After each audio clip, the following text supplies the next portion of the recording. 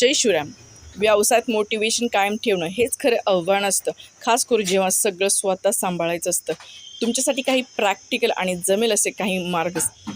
पहिला मार्ग, का सुरू केलं हे रोज आठवा. तुम्ही व्यवसाय का सुरू केला? स्वावलंबन, पैसे, स्वतःची ओळख. दरच स्वतःला हे आठवलं की पुन्हा ऊर्जा येते. दुसरा पॉईंट, छोटे छोटे गोल ठेवा. मोठा विचार केला की ताण येतो. उदाहरणार्थ, आज 20 ग्राहक वाढवायचे, आज 500 जास्त कमवायचे. हे अचीव झालं की आपोआप कॉन्फिडन्स वाढतो. तिसरा पॉईंट, रोजचा प्रोग्रेस लिहून ठेवा. एक छोटीशी वही ठेवा.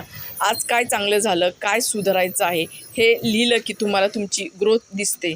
चौथा पॉईंट, स्वतःची तुलना दुसऱ्याशी करू नका. तुमचा प्रवास वेगळा आहे. तुम्ही आधीपेक्षा बेटर होत आहात का, हेच महत्त्वाचं आहे. पाचवा पॉईंट, नकारात्मक लोकांपासून दूर राहा. लोक बोलणारच, पण लक्षात ठेवा, ते तुमचा व्यवसाय चालवत नाहीत, तुम्ही चालवता. पॉईंट 6, स्वतःला छोटा रिवॉर्ड द्या. आज चांगली कमाई झाली, मग स्वतःसाठी काहीतरी छोटंसं घ्या. चहा, आवडतं खाद्य, हे मनाला फ्रेश ठेवतं.